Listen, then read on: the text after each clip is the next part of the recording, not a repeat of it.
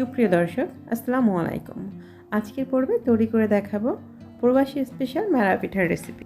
আমার যে সকল ভাইয়া এবং আপুরা দেশের বাইরে থাকেন, তারা হাতের কাছে মেরা পিঠা তৈরি করার মতো অনেক উপকরণ থাকে না বলে তারা হয়তোবা চাইলেই মেরা পিঠা তৈরি করে খেতে পারেন না। তাই আজকে তাদের জন্য তৈরি করে দেখাবো একদম সহজভাবে মেরা পিঠা কীভাবে তৈরি করতে পারেন এবং আপনারা প্রবাসে বসেও এই মেরা পিঠা তৈরি করতে পারবেন।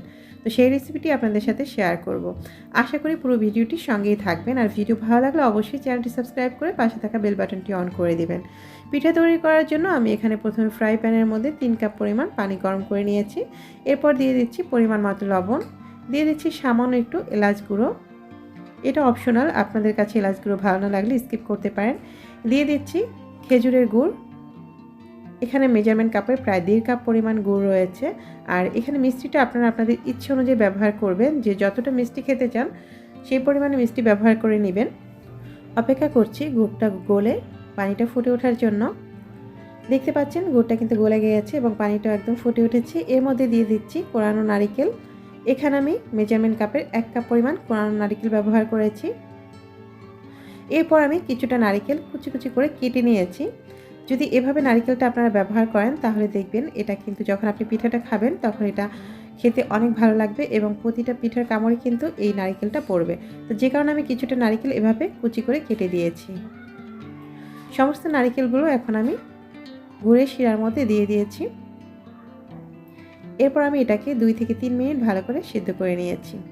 আবারও যখন পানিটা ফুটে উঠেছে দেখতে পাচ্ছেন আমার সমস্ত নারিকেলটাও কিন্তু এখন অলমোস্ট সিদ্ধ হয়ে গেছে। এরপর দিয়ে দিচ্ছি এখানে চালের গুঁড়ো। আমি এখানে মেজারমেন্ট কাপের 4 কাপ পরিমাণ চালের গুঁড়ো ব্যবহার করেছি। তবে আপনি যদি এখানে শুকনো চালের গুঁড়ো ব্যবহার করেন তাহলে কিন্তু পানির পরিমাণটা আরেকটু বাড়িয়ে নেবেন, আর যদি ভেজা চালের গুঁড়ো ব্যবহার করেন তাহলে পানির পরিমাণ অবশ্যই একটু কমিয়ে দিবেন। এই অবস্থায় আমি কিন্তু এই গুঁড়োটা নেড়ে চেড়ে দিব না। এখন ঢাকনা দিয়ে ঢেকে প্রথমে 2 মিনিট সিদ্ধ করে নিব। ফিরে আসছি 2 মিনিট পরে। 2 মিনিট পরে ঢাকনা খুলে এরপরে এটাকে ভালো করে নেড়ে চেড়ে একত্রে মিক্স করে নিব। আমি এখন ভালো করে চালের গুঁড়োটা একদম গুড়ের শিরার সাথে মিক্স করে নিচ্ছি। মেরা পিঠা তৈরি করার জন্য এখানে এই যে চালের গুঁড়োর যে ডোটা আমরা তৈরি করছি এটা কিন্তু ভালো করে সিদ্ধ করে নিতে হবে। মেরা পিঠা তৈরি করার জন্য এখানে চালের গুঁড়ো এবং পানির পরিমাণটা ঠিক রেখে এই ডোটা তৈরি করে নিতে হবে। এরপর ঢাকনা দিয়ে ঢেকে আমি 10 মিনিট একইভাবে রেখে দিয়েছিলাম চুলার জালটা বন্ধ করে। এরপর আমি একটি প্লেটের মধ্যে অর্ধেকটা ডো নিয়ে নিচ্ছি। এরপরটা ভালো করে ছেনে নিব, ঠিক যেভাবে আমরা রুটি পিঠা তৈরি করার জন্য ডোটা মেখে নিই সেভাবে একদম সফট করে এটাকে ছেনে নিতে হবে। প্রথম অবস্থায় হাতে একটু লেগে যেতে চাইবে, যেহেতু এর মধ্যে আমরা গুড় ব্যবহার করেছি। তো এই যে দেখতে পাচ্ছেন আমি কিন্তু ডোটাকে একদম সুন্দর করে মথে নিয়েছি। ঠিক একইভাবে কিন্তু আমি সমস্ত মেরা পিঠার ডোটা মেখে নিয়েছি। এরপর হাতে একটু ঘি লাগিয়ে নিচ্ছি। এরপর পিঠা তৈরি করার পালা। পিঠা তৈরি করার জন্য ঠিক রুটি পিঠা তৈরি করার জন্য আমরা ছোটো ছোটো লেচি কেটে নিই, সেভাবে লেচি কেটে নিচ্ছি।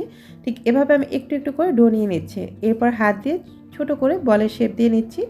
এরপরে যে দেখতে পাচ্ছেন আমি পিঁড়ি নিয়েছি, রুটি বেলার যে পিঁড়িগুলো রয়েছে, অথবা আপনারা যে কোনো স্টিলের প্লেটেও এগুলো করে নিতে পারেন। ঠিক আমরা রুটি পিঠা তৈরি করার জন্য যেভাবে ছোটো ছোটো লেচি কেটে নিই এবং হাত দিয়ে ডলে নেই, তখন কিন্তু এরকম একটা শেপ চলে আসে। ঠিক এভাবেই কিন্তু এই মেরা পিঠাটা তৈরি করতে হয়। হাতের মধ্যে একটুখানি ডো নেবেন, তারপরে এভাবে এই যে পিঁড়ির মধ্যে হাতের তালুর মধ্যে বসিয়ে এভাবে ঘোরালেই কিন্তু মেরা পিঠার শেপটা চলে আসে। একদম সহজ। ঠিক একই প্রসেসে আমি সবগুলো পিঠা তৈরি করে নিয়েছি। এরপর হচ্ছে পিঠাগুলো ভাপ দেওয়ার পালা। পিঠাগুলো ভাপ দেওয়ার জন্য আমি এখানে একটি ফ্রাই প্যান ব্যবহার করব।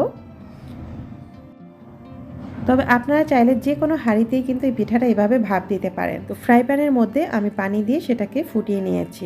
আর আমি পানির পরিমাণটা ততটুকু দিয়েছি, উপরে যে আমি যে স্ট্যানারটা ব্যবহার করছি সেটা যেন উপরে বসে থাকে এবং সেটার পিছন অংশে যেন পানিটা লেগে না যায়, সেই পরিমাণ পানি কিন্তু আমি ব্যবহার করেছি। স্ট্যানারের চারিপাশটা আমি ফয়েল পেপার দিয়ে ভালো করে মুড়িয়ে দিয়েছি, যেন চারিপাশ থেকে কোনো ভাপটা বেরিয়ে না আসতে পারে, সরাসরি যেন মাঝখান থেকে শুধু ভাপটা বের হয়। এরপরে স্ট্যানারের উপরটা আমি এখানে একটি ফ্রাই প্যানের ঢাকনা দিয়ে ঢেকে দিয়েছি।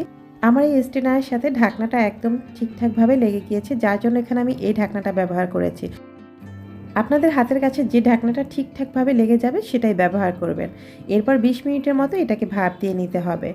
তৈরি হয়ে গেছে আমার মেরা পিঠা। একটি শ্বাসনীল দিয়ে চেক করে নিচ্ছি।